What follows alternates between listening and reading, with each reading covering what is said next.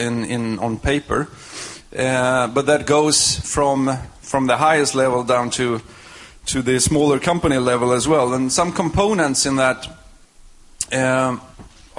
could be quite interesting. We talked a little bit about clusters, which two tables have mentioned already, actually. Put some people together who can share their experiences, how we did the sales in over there in that country, etc. How we started up our export branch, to share the to share experiences.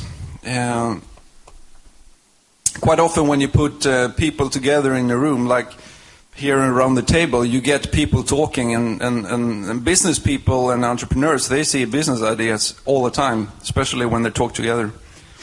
Another thing is that we went around the table and asked what kind of mobile phones, what kind of cell phones do you have? And we had Sony Ericsson, we had Motorola, we had Siemens, we had Nokia, everything. And then we have one person at the table who is Finnish, Risto, and we asked him, what kind of mobile phone do you have? I have a Nokia. And that's the whole thing. If he comes home with a Sony Ericsson, he'll be killed. And I think we need to be proud of what is Swedish and to be a bit more nationalistic. When I fly abroad, I try to fly SAS as often as possible. And sometimes people say to me, well, you can actually save 200 crowns by flying a different airline. Yeah, but it's a Swedish airline. And I want to fly a Swedish airline. So, a hands-on export strategy, combine that with a number of components. It could be clustering, but also be proud of what is actually Swedish.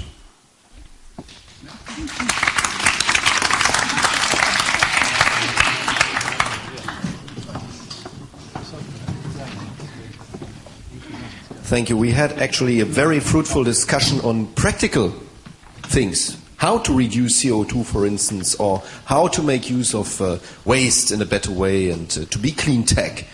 And we discovered that the cooperation between existing SMEs, this is what it is about. So there might be a lot of wonderful ideas, but only summing them up or bringing them together makes a new flagship maybe. And in order to do so, and we were discussing a lot about practical ideas, you need public money, which also exists, to be, canalized better in helping these people, together with VCs, but also the public money. And by the way, I didn't talk about the CIP, the Competitiveness and Innovation Program. That's the one that brought Skype. You know Skype, everybody knows Skype, which is an invention by two Estonian chaps who... Swedish Estonian chaps. Okay, let's be proud and Swedish.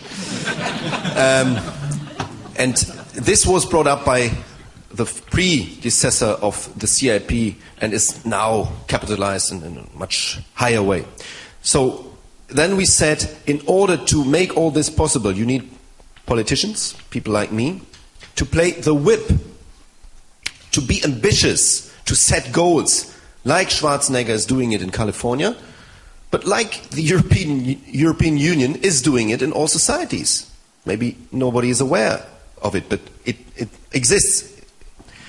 We didn't actually discuss the second question, but I was always looking at Lena, thinking the same what some of you said, the politicians have to.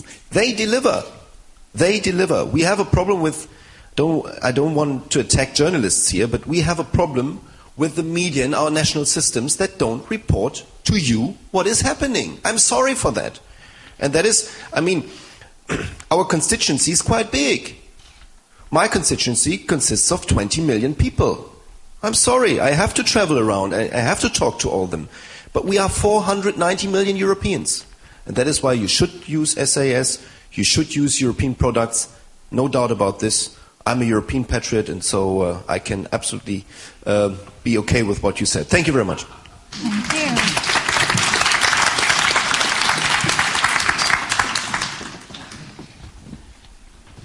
you. Yeah, we also had We also had discussions at many levels, and I think we had 3 or 4 discussions going at one time here. But there was some gold nuggets for sure. The first one was more putting our eyes internally, is to within our own organizations to show demand and be a client and be ready and willing to make changes.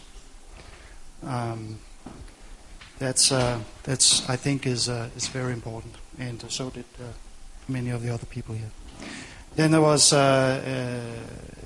also to continue to stimulate curiosity among school kids, but I think what is meant really is the younger generation, to encourage initiative and for the future. We had a representative from Smile Blitz that can elaborate on that. Then there was, I think, a very unique input from Thomas from Tetra Pak. Came up with a very good suggestion and volunteered. That is his point was that many of the established companies, the Swedish flagship companies, they are now looking at the whole life cycle, and even though that they may not be capable of or interested in buying directly from one of these startup companies, they may, and he volunteered this, be able to help in those instances where they could go to some of their either sub-suppliers or some of the companies that they were involved in when they looked at their entire life cycle. Am I saying this almost correctly? Almost correct. Almost correctly. Okay. So that I think is something that we should convey to other industrial companies in Sweden. Then on the second one, we had something here from.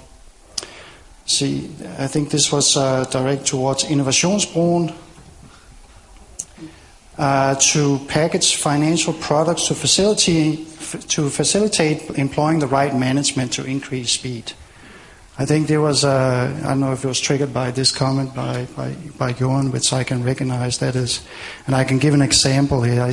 I spent 10 years in the U.S. I've been involved in 2 startups in the U.S. before I came here to Sweden, and both of those startups at a very early stage we had a COO, a CFO, VP of manufacturing, and this was way before we even had a prototype. Then I came to Sweden and now leading up at Cunano, and been here a little over 2 years, and I'm getting a controller next month. So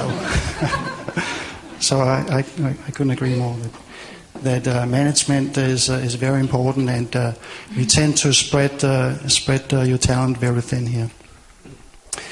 Then there is one of my favorites here. That is for everyone here. I think what is really needed is some kind of organized way of, and this could be set up through some organization in Sweden or perhaps in Europe, to help clean